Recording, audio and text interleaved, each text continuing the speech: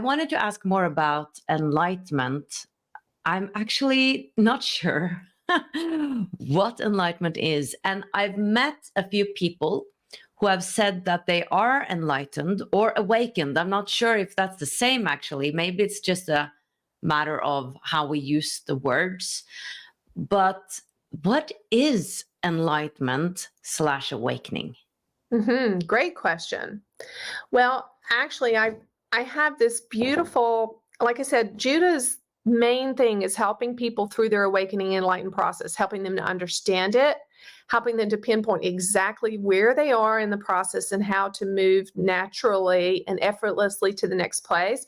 So if your guests would like to have one of these, I'll give it to them for free. I have this chart that actually shows you how to move up into enlightenment. I'm happy to give it to you guys for free. You can download it digitally. And when you read it, you'll find it exactly where you are and how to move up. And so if you think of this as enlightenment, and this is the lower places of suffering, right in this green ray in the heart space is where awakening starts. So that was such a great question. They actually are two very different things. So what happens with an awakening starts right here in this kind of yellow, in between this yellow and green zone, the solar plexus and the heart chakra. And what an awakening looks like is when you start to realize that life isn't really happening to you. You begin to have a sense, awakening can a lot of times begin for people when they hear this idea that we're the creators of our own reality. And for me, that was a really difficult pill to swallow in my awakening. And a lot of my awakening came from my new partner who would say to me very consistently, Anjie, you're creating this. You're the creator of your own reality. And he would even say to me in the early days of our dating, he would say, I can't be with someone that doesn't believe that they're not creating their own reality. That is a prerequisite for me. I can only be in a romantic relationship with someone who understands that they're creating their own reality. And that was a boundary he set. He was at his stage in the growth process. He knew that he couldn't be with someone who blamed him and life and everything and everyone else and weren't taking responsibility for their own experience. So awakening begins when we start to realize that we're responsible for everything going on in our lives and we've chosen it all. And that's very hard, particularly if you've had a lot of trauma or abuse and different things in your background. It's very hard to come to that place and say, okay, this happened to me, but I'm going to live my life as if my soul chose this for some reason. I don't know the reason why I would choose for such an awful thing to happen to me, but I'm going to embrace this idea and I'm going to accept that I create my own life and I'm going to live as if for some reason my soul chose my experiences. So that's when awakening begins. Awakening begins when we stop thinking that life is doing stuff to us and that we're a victim of life, and we really want to own that we're the creator of our own reality. And so what happens in that first step of awakening is we start hashing through how our thoughts and emotions are shaping everything that's going on for us, everything in our relationships and our finances and all of our choices. And so that green space, the heart space, it can be kind of tough because we're trying to sort out the positive and the negative and everything that's happened, for us in our past. And so enlightenment is when you get into these three spaces. And Judah has taught us that the throat chakra is where we start to feel a love enlightenment. The third eye is joy, and the crown is peace. Now, the folks that reach that level of full enlightenment at 1,000, that would be like Jesus and the Buddha. And I would say Eckhart Tolle is probably really close. He's somewhere in that violet ray for sure. And so generally when people get up in those ranges, they don't really want to stick around anymore. And if you do stick around, it's just pure loving service to humanity, but they kind of lose the desire to continue on in a human experience. But there are many people who are encountering those spaces. And so the thing I want to emphasize is that this tool is so great. I'm happy to give it to everyone.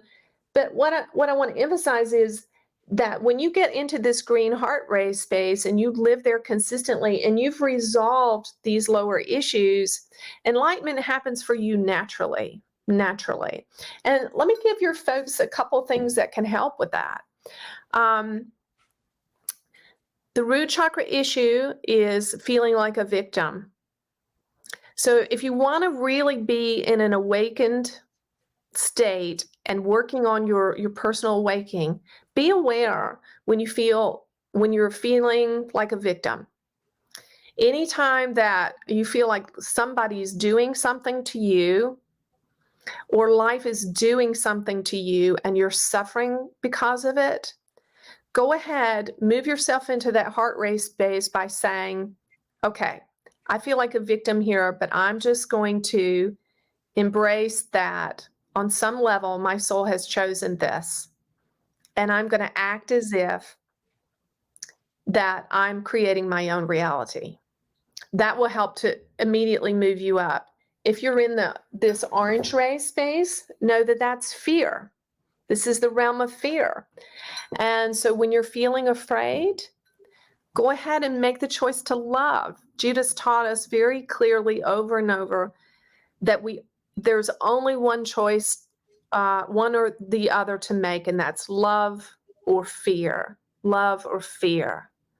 So every choice we make all day long, it has to do with one of those two things. And so when we feel afraid, go ahead and let the fear energy run through your body. It won't kill you. Fear won't kill you. It will make you feel like you're going to die in your emotional state. But the energy of fear is just an energy. That's all it is.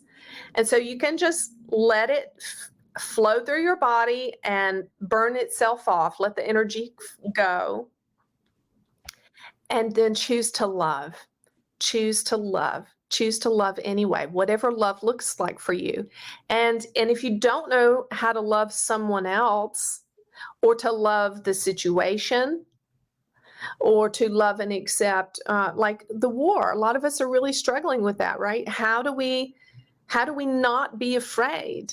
How do you love? Well, you love all that is. You say, universe, I don't know what you're doing here, but I send my love to everyone that's suffering. And I know that for some reason you're allowing this. And I'm just going to choose to love and accept life as it is, life on life's terms. I accept life on life's terms. So making the choices to love. And then in this yellow ray, the solar plexus, the issue there is feeling disempowered. So if we're in the yellow ray, we'll tend to be an angry person. And a lot of times when someone is beginning an awakening process, a person that maybe was never really an angry person, well, this was me. I really wasn't a very angry person my whole life until my 40s. Well, when I started awakening, man, I was just mad as a hornet. I thought, what is happening to me? Who is this person that's hijacked my body? I was mad a lot of the time. And the reason was I was clearing a lot of these solar plexus issues, which are anger. And where the anger comes from is this feeling of disempowerment. See, we've allowed ourselves we've given up our power to society and what society tells how things are supposed to be, what we're supposed to do. We're supposed to get a good education and get a job and blah, blah, blah, A, B, C, D, E. And then if we do all these things, everything will be okay. And then we find out that's not true, that it's just hogwash, not true at all. So we have a lot of anger, right, of how we've been disempowered by religion, our parents, educational system, all these things that haven't worked out.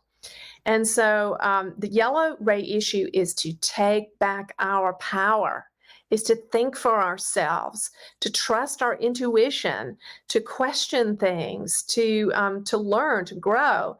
And so then once we really work through those lower issues and we're squarely more centered in our heart, we're buying the truth now that we're responsible for everything in our inner and outer world. We're creating our own reality. Then enlightenment happens naturally. You can count on it. It's just like Santa Claus coming on Christmas Eve. You know it's going to happen. To watch the full video, click the link below, and I would love it if you would subscribe to my channel.